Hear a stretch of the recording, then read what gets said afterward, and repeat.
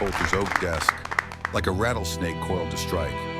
The territorial seal of Montana gleamed in the morning light, the ink barely dry beside the signatures, his own unmistakable scrawl among them. Outside his window, Silverhorn's main street bustled with the usual morning traffic, oblivious to the storm brewing behind the weathered walls of his office. Jack's head throbbed with each beat of his heart, the pain sharpened by fragments of the previous night swirling through his mind. The Lucky Spur Saloon, a glass of whiskey that tasted oddly bitter. A blurry-faced preacher mumbling words that now bound him to a stranger.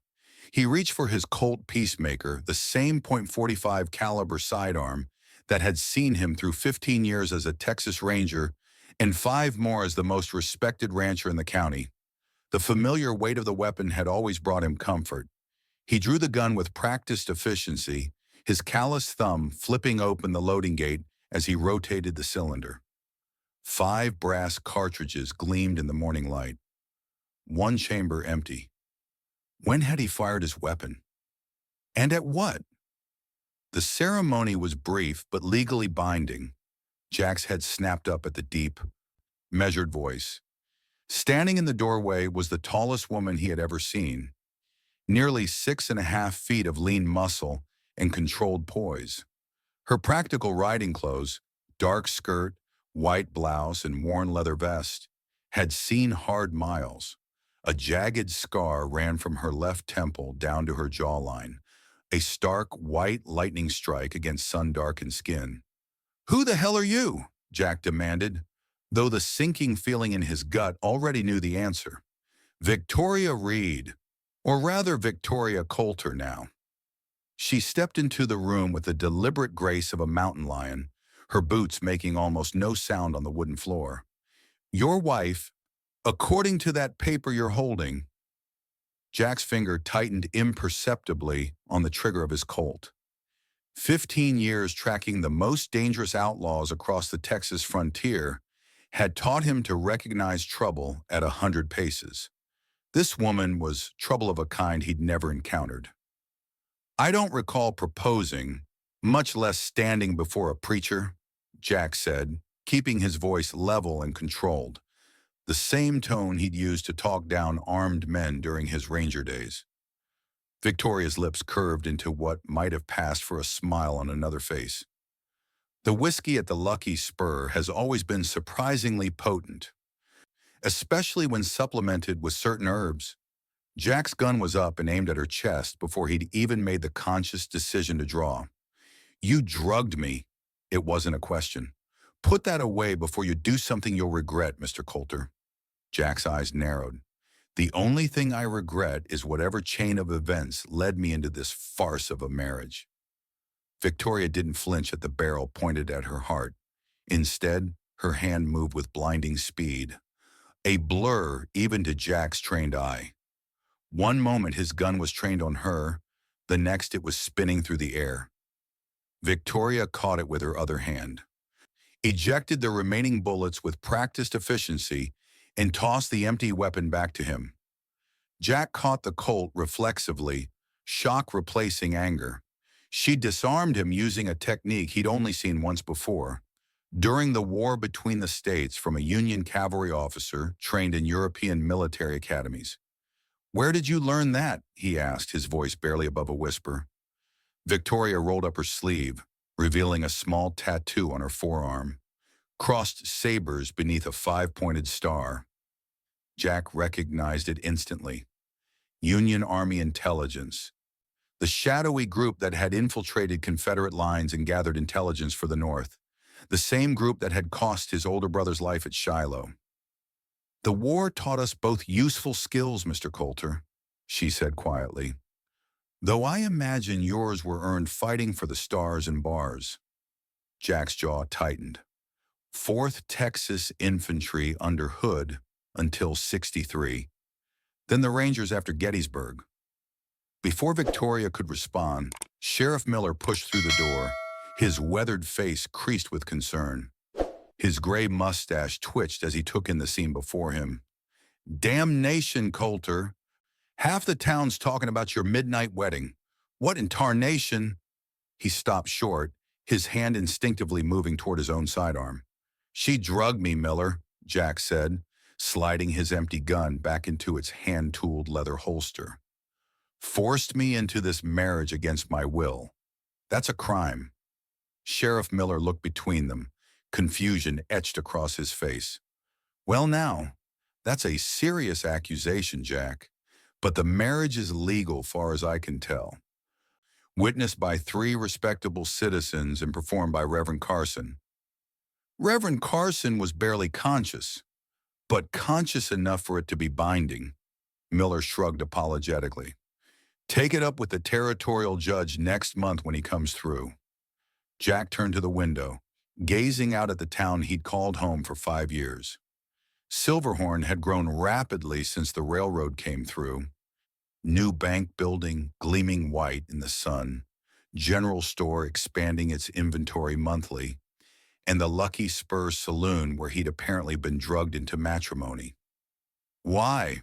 Jack turned back to Victoria, studying her face for any hint of deception. "Why me? Why this elaborate scheme?" Before she could answer, the jingle of spurs and heavy boots on the wooden boardwalk drew Jack's attention back to the window. 3 men in long dusters were approaching the sheriff's office, the sun glinting off U.S. Marshal badges pinned to their chests. The leader, a tall man with a face like carved granite, moved with the predatory confidence that Jack recognized from men he'd hunted and men who'd hunted him. Victoria's face drained of color, in one fluid motion.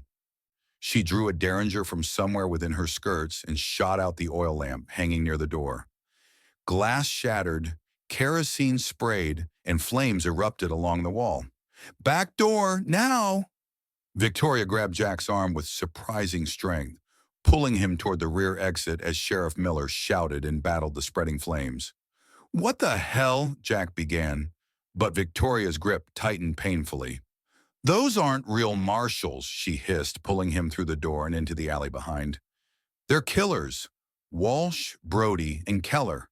And if they find us, we're both dead." Jack's stallion, Thunder, pounded down the trail toward his ranch, Victoria keeping pace on a borrowed mare.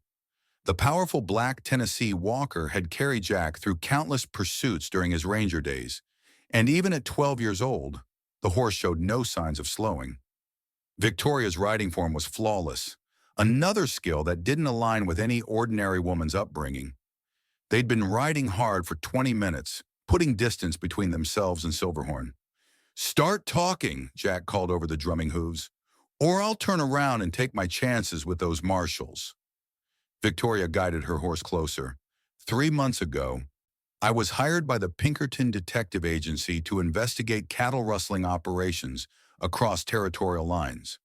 What started as routine thievery led to something larger, a coordinated operation with banking connections, railroad conspiracies, and federal law enforcement involvement. Jack's ranch came into view, a sprawling property with a 2-story main house, large barn, and several outbuildings. 5 years of backbreaking work had transformed it into one of the most prosperous operations in the territory. As they approached, Jack assessed his property with a tactical eye, old ranger habits resurfacing. The main house had clear sight lines in all directions.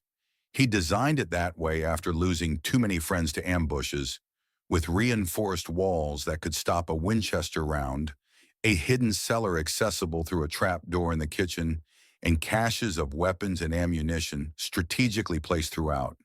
"Inside," Jack ordered as they dismounted. "Jimmy," he called to his young stable hand, "take care of these horses and then ride out to the north pasture. Tell William I need him back at the house."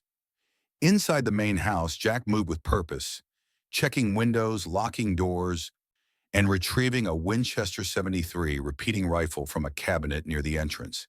He levered around into the chamber, the metallic click echoing in the quiet room, before turning his attention back to Victoria. "Continue," he said, handing her his backup revolver, a Smith & Wesson .38 with mother-of-pearl grips. Victoria checked the weapon with the familiarity of someone who'd handled firearms her entire life, spinning the cylinder and checking the firing pin. I tracked shipments of stolen cattle to Colorado. That's where I witnessed Marshall Walsh execute a rancher who discovered part of the operation. She unbuttoned the top of her blouse just enough to reveal an ugly scar below her collarbone. When Walsh saw me, he tried to kill me too. Her eyes hardened with the memory. I was faster, killed him in self-defense, but his partners, the men who just arrived in town, have been hunting me ever since.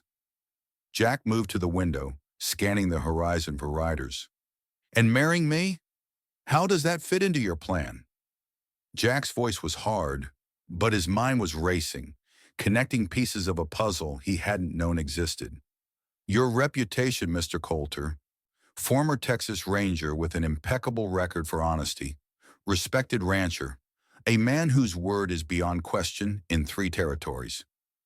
Victoria's eyes met his. I needed a witness who couldn't be bought or intimidated, and I needed legal protection that only marriage could provide. Jack was about to respond when something caught his eye, a document on his desk he didn't recognize. He crossed the room in 3 strides and snatched up the paper. It was a bank transfer authorized by Benjamin Hargrove, depositing a substantial sum into Jack's account with a notation about cattle acquisition. The date matched a period when Jack had been in Denver on business. He'd never authorized such a transaction, never received such funds. They've been using you, Victoria said quietly. Your reputation makes you the perfect front for laundering stolen cattle money. Who would question honest Jack Coulter? The realization hit him like a physical blow. For 5 years, he'd built his ranch on what he thought was honest work, never questioning why certain deals came so easily, why Hargrove had been so accommodating with loans. Hargrove, Jack's voice was deadly quiet. The banker, he's part of this. Victoria nodded. The banker, the false marshals, and at least one person close to you. They've created a perfect operation, with you as their unwitting shield. The sound of approaching hoofbeats drew Jack back to the window. William, his foreman and friend of 3 years, was riding hard toward the house. Jack had trusted William with everything. The ranch, the cattle, the accounts. Your foreman, Victoria asked, joining him at the window. William Bryant fought alongside me in the Rangers. I trust him with my life. But even as Jack said the words, doubt crept in like a cold wind. William dismounted, his expression grim as he entered the house. His eyes widened slightly at the sight of Victoria, but he recovered quickly. Jack, the whole town's talking. They're saying you married a fugitive. William's hand rested casually near his gun. Too casually. And what do you think, old friend? Jack asked, not moving from his position. The Winchester held casually in the crook of his arm. I think you're in trouble. William's eyes flicked to Victoria, then back to Jack. Sheriff's formed a posse. Those marshals are leading it. They'll be here within the hour. Jack studied the man who'd been his right hand for years, searching for signs of deception. That bank transfer from Hargrove, did you know about it? William's expression didn't change, but his eyes hardened. Don't know what you're talking about, Jack. I think you do. Jack's voice was soft, dangerous. William's draw was fast, Ranger fast, but Jack had been expecting it. He fired from the hip, the Winchester's report deafening in the confined space. The bullet caught William in the shoulder, spinning him around. The foreman's shot went wild, splintering the doorframe as he stumbled backward. Victoria moved with startling speed, kicking William's dropped gun across the floor and pressing the muzzle of her revolver against his throat. How many in the posse? Who else knows? William laughed through gritted teeth, blood seeping between the fingers clutching his wounded shoulder. You're dead, both of you. 20 men, including the marshals. Hargrove's been planning this for months. Victoria's eyes met Jack's over William's head. We need to leave. Now. No. Jack's decision crystallized with the clarity that had saved his life countless times on the frontier. This is my home. my reputation, my life they've stolen. I'm not running. He grabbed medical supplies from a nearby cabinet and tossed them to Victoria. Patch him up, then tie him securely. We're going to need information, and he's going to provide it. As Victoria worked on William's wound with surprising medical skill, field medicine learned during the war, Jack guessed, he moved through the house with grim efficiency, checking ammunition stores, securing entry points, and mentally calculating odds that didn't favor survival. "Why'd you do it, William?" Jack asked as he worked. "Money?" William winced as Victoria tied off a bandage. "Started that way. Became something else when I realized how big this was. Banks, railroads, territorial officials, all connected. You can't fight something that big, Jack." "Watch me," Jack replied, breaking open a hidden panel in the fireplace mantel to reveal a cache of dynamite, a relic from his days clearing land for the ranch. Victoria finished securing William to a heavy oak chair. "Your plan?" she asked. "Simple. We hold them off long enough for you to explain what evidence you have and where it's hidden." Victoria smiled grimly. "Not hidden, distributed. I've sent documentation to the governor, the Pinkerton office in Chicago, and the federal prosecutor in Denver. Telegrams were supposed to arrive today confirming receipt." "Supposed to?" Jack raised an eyebrow. "Hargrove owns the telegraph operator," William interjected, a hint of smug satisfaction in his voice despite his predicament. "Your messages never left town." Victoria's face fell. "Then the evidence is still just with me." She reached into her boot and withdrew a small leather pouch. Names, dates, bank transfers, shipping manifests, everything needed to bring down the entire operation. Jack looked from the pouch to the window, where dust on the horizon signaled approaching riders. "Then we need to get that evidence out of here, to the next town's telegraph office." He quickly formulated a plan, explaining it in terse, efficient sentences as he and Victoria prepared. When he finished, William laughed bitterly. "You won't make it a mile," the foreman said. "They've got men watching every trail." "Maybe," Jack acknowledged, loading fresh cartridges into his revolver, the brass gleaming in the afternoon light.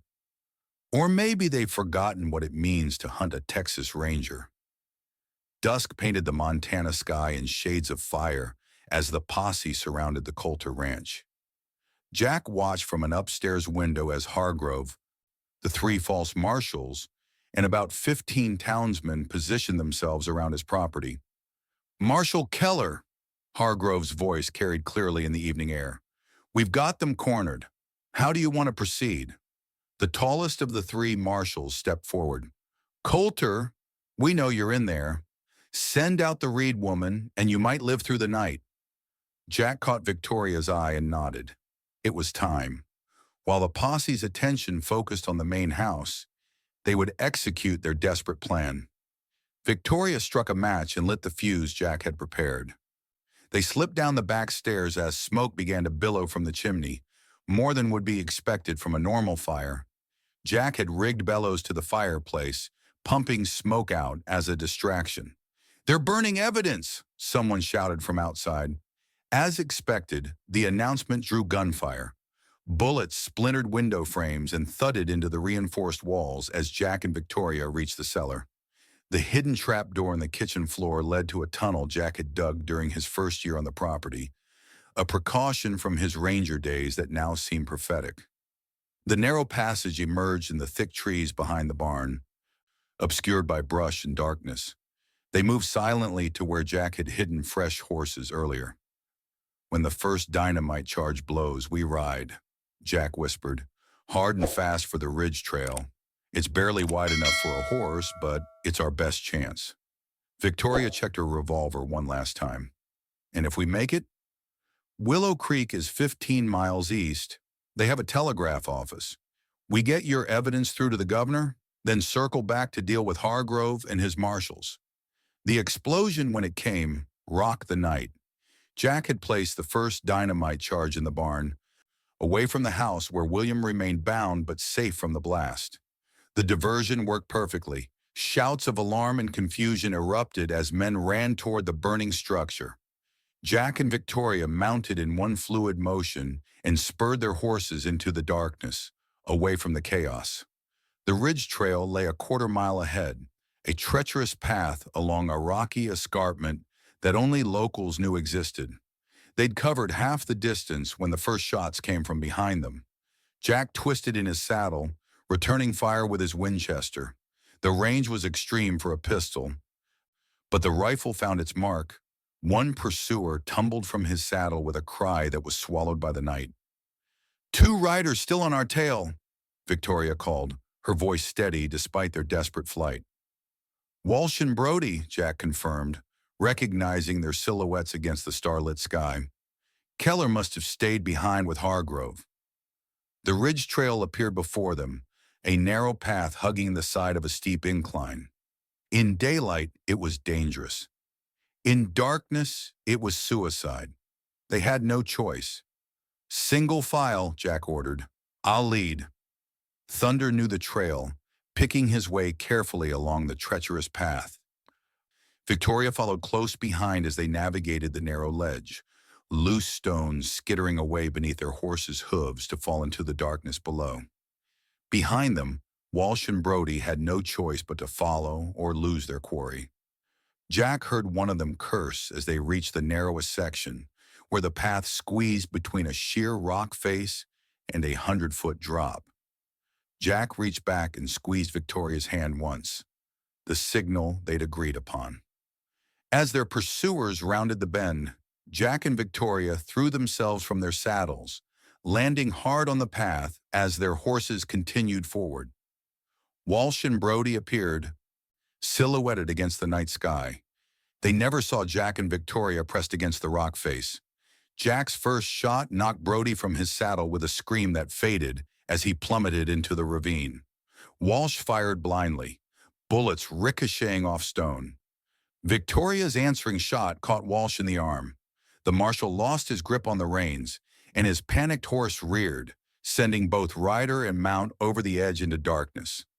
Silence returned to the ridge, broken only by their labored breathing and the distant sound of hoofbeats as their horses continued down the trail. 15 miles on foot, Jack said, reloading his weapon. Through mountain country in the dark. Victoria rose, brushing dust from her clothes. The fall had reopened the wound on her collarbone, staining her blouse with fresh blood. "I've walked farther with worse injuries, Mr. Coulter." "Jack," he corrected her, tearing a strip from his shirt to bind her wound. "If we're supposedly married, you might as well use my name." Her smile was barely visible in the darkness, but he felt it all the same. "Jack, it is. Shall we continue our honeymoon with a midnight stroll?" Dawn broke over Willow Creek as Jack and Victoria stumbled into the small settlement, exhausted but alive. The night's journey had been brutal, scaling rock faces, fording ice-cold streams, and navigating dense forest by starlight. They'd spoken little, saving their breath for the punishing pace Jack set. The telegraph office was a small wooden structure near the town's only hotel. Jack's eyes scanned the quiet street for threats as Victoria composed her messages to the governor, the Pinkerton office, and federal authorities. "It will take time for responses," the sleepy telegraph operator warned. "Could be hours." Jack nodded, pressing coins into the man's hand. "We'll wait at the hotel. Send a boy when replies start coming in." They secured a room and took turns keeping watch while the others slept. Jack cleaned and bandaged Victoria's wound properly, his fingers gentle despite their roughness. She did the same for the gash on his forehead, sustained during their midnight trek. "Why did you become a ranger?" Victoria asked as she finished wrapping a bandage around his head. Jack was silent for a long moment. "My father was killed by rustlers when I was 16. Texas law couldn't, or wouldn't, find the men responsible. I swore no family would suffer that way if I could help it." He looked at her with new understanding. "And you? How does a woman become a Pinkerton detective?" Victoria's expression darkened. "The war took everything. my home in Virginia, my family, my future. I was a Union sympathizer in a Confederate state. After working as a spy, I had nowhere to return to. The agency doesn't care about your past or your gender if you can do the job. Jack nodded slowly. The war had left scars on everyone, visible and invisible. A knock at the door interrupted them. Jack drew his peacemaker and approached cautiously. Yes? Message for you, at the telegraph office, sir. A boy's voice called through the door. Jack and Victoria exchanged glances. Wait here, he told her. Could be a trap. Or it could be reinforcements, she countered, checking her revolver. We go together. The telegraph office was empty except for the operator when they arrived. He handed Victoria several yellow message forms with shaking hands. These just came in, and there's riders approaching town from the west. Men with badges. Victoria scanned the telegrams, her expression shifting from tension to relief. The governor has dispatched the territorial marshal and a detachment of deputies. They should be here by now. As if summoned by her words, horsemen appeared at the far end of the street, a dozen men led by a tall figure with a silver star on his chest. Marshal Williams, the legitimate territorial lawman, had arrived. Their relief was short-lived. From the opposite direction came the pounding of hooves. Keller, the last of the false marshals, rode into town with Hargrove and three armed men. Inside! Jack pushed Victoria back into the telegraph office as bullets splintered the doorframe. They found themselves pinned down as Keller and his men took positions across the street. Marshal Williams and his deputies were still too far away to provide immediate help. 5 of them. 2 of us, Victoria assessed, crouching below a window. And I'm down to my last 4 bullets. 3 bullets is all I need, Jack replied, the calm of battle settling over him. He'd faced worse odds during his ranger days. A bullet shattered the window above them, sending glass raining down. Jack caught a glimpse of Hargrove scurrying between buildings, trying to circle behind them. Cover me, Jack said, moving toward the back door. Victoria nodded, firing twice to keep Keller and his men pinned down. Jack slipped out the rear entrance, circling through a narrow alley to flank their attackers. He found Hargrove cowering behind a water trough, revolver clutched in trembling hands. The banker never heard Jack approach. Drop it, Jack ordered, pressing his Colt against Hargrove's head. The banker's weapon clattered to the ground. Coulter, be reasonable, he stammered. There's money in this for you. More than you could make in 10 years of ranching. I've never been interested in blood money, Jack replied, forcing Hargrove to his feet. Now call off your dog. Using the banker as a shield, Jack marched him into the street. Keller, he shouted, it's over. Drop your weapons or Hargrove dies first. The false marshal emerged from cover, hatred burning in his eyes. He raised his revolver, aiming not at Jack, but at Victoria, who had stepped out of the telegraph office. Jack's reaction was instantaneous, the product of years of training and instinct. He shoved Hargrove aside and fired in one smooth motion. His bullet caught Keller in the chest, dropping him where he stood, but not before Keller's shot hit its mark. Victoria staggered, clutching her side where blood blossomed across her blouse. Jack rushed to her as Marshal Williams and his men thundered into town, surrounding Hargrove and his remaining men.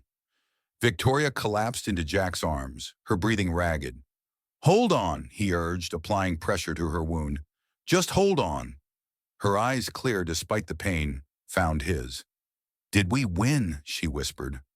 Jack looked up as Marshal Williams approached, nodding confirmation that Hargrove and his men were in custody. We won, he told her. You did it. The whole operation is finished. A ghost of a smile touched her lips before her eyes fluttered closed. 6 weeks later, Jack sat on the porch of his rebuilt ranch house, watching the sunset paint the Montana sky. The investigation had revealed the full scope of Hargrove's operation: 3 territorial officials, 6 bankers, and nearly a dozen lawmen implicated in the cattle rustling scheme that had stolen thousands of head and laundered over $100,000 in ill-gotten gains. The trial had been swift and merciless. Hargrove and Keller's surviving men were sentenced to 20 years in the territorial prison. William had turned state's evidence, testifying against Hargrove in exchange for a reduced sentence of 5 years. Jack's reputation had been restored, his unwitting role in the conspiracy understood and forgiven. Victoria's wound had been severe. Keller's bullet had pierced her side, narrowly missing vital organs. For 3 weeks, she had hovered between life and death, Jack rarely leaving her side at the doctor's house in Willow Creek.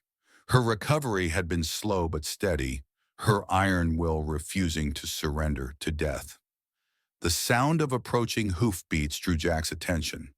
A lone rider approached from the direction of town, silhouetted against the dying light. Even at a distance, he recognized the tall, straight-backed figure on horseback. Victoria dismounted in front of the porch, looking stronger than when he'd last seen her. The Pinkerton agency had given her time to recover from her wound before recalling her to Chicago for a new assignment.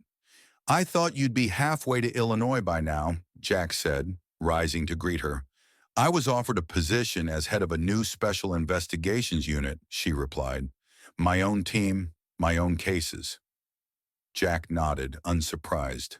After her work breaking the cattle-rustling ring, her value to the agency would be undeniable.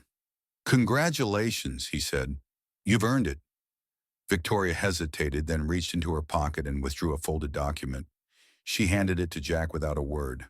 He unfolded the paper. Recognizing it immediately, divorce papers, already signed by Victoria, requiring only his signature to dissolve their accidental marriage. Jack studied the document for a long moment, feeling the weight of the decision. Then he looked up at the woman who had turned his life upside down. She was unlike any woman he'd ever known. Dangerous, brilliant, capable of matching him in every way that mattered. They'd fought side by side, saved each other's lives, and in the process, formed a bond forged in fire. Without a word, he tore the divorce papers in half. Victoria's eyes widened. "Jack, you don't have to—" "I've been married to my work for 15 years, he interrupted. "Then to this ranch for 5 more. Maybe it's time I was married to a person instead." He closed the distance between them, his hand finding hers. "Unless you object, Mrs. Coulter." Victoria's smile was slow, surprised but genuine. "I'm not a conventional wife. I'll be gone for weeks at a time. I carry a gun and know how to use it. I have enemies." "Good," Jack replied, his own smile matching hers. "So do I. We'll handle them together." He gestured to the rebuilt ranch house behind them. "This place could use a woman's touch, even if that woman touches her gun more often than a broom." Victoria laughed, a sound Jack had rarely heard from her. "I suppose there are worse fates than being married to the most honest man in Montana. And I can think of worse things than being tied to the most dangerous woman this side of the Mississippi," Jack countered, leading her toward the house as the last light faded from the Montana sky. As they stepped through the doorway together, Jack Coulter realized that some accidents, even a drug marriage to a giant bride, might just be the best kind of fate after all.